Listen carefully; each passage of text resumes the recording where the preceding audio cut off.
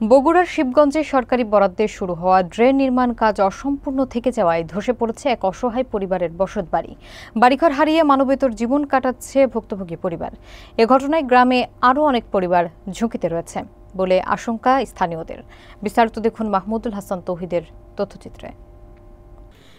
শিবগঞ্জ উপজেলার বুড়িগঞ্জ ইউনিয়নের নিশ্চিন্তপুর গ্রামে প্রায় 1 বছর আগে সরকারি বরাদ্দে ড্রেন নির্মাণ কাজ শুরু হলেও অল্প কিছুদিনের মধ্যেই তা বন্ধ হয়ে যায়। কাজ অসম্পূর্ণ থাকায় বর্ষায় ড্রেনের পানি জমে সৃষ্টি হয় জলাবদ্ধতা। এ অবস্থায় পানির চাপ সহ্য করতে না পেরে ভেঙে পড়ে দিনমজুর আব্দুল গফুর প্রামাণিকের বসতবাড়ি। বাড়িঘর হারিয়ে তিনি পরিবার নিয়ে চরম দুর্ভোগে পড়েছেন।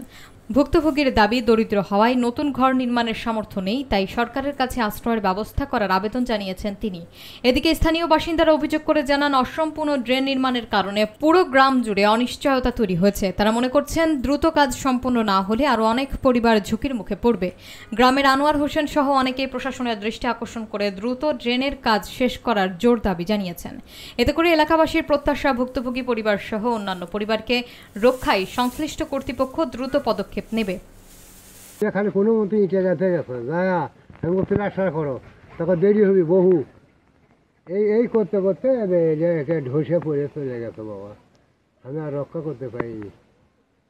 হাত ব্যবস পা ব্যবস খুব অশান্তির মধ্যে আছে। আমার খাওয়া পিয়া কিচ্ছু নেই বাবা।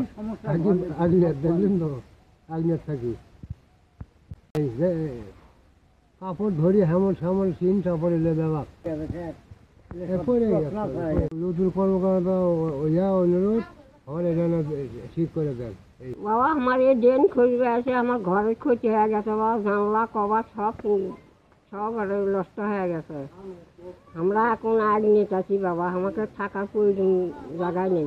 ঘর করে নেব বাবা, আপনি করতে আমি দুটো নিম করতেছি, ময়না পাও হাত ধরেছি।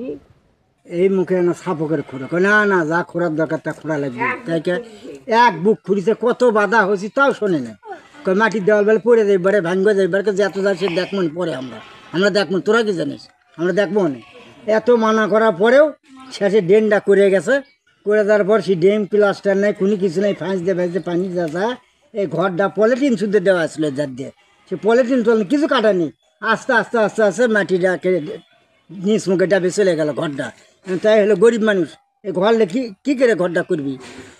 এখন দাবি হলো প্রশাসনের কাছে, যে কর্মকর্তার কাছে, যে এই গরিব মানুষের ঘরটা কীভাবে করে দিলে হবি, ভালো করে তদন্তকে দেখে ঘরটা করে দেওয়ার ব্যবস্থা করে।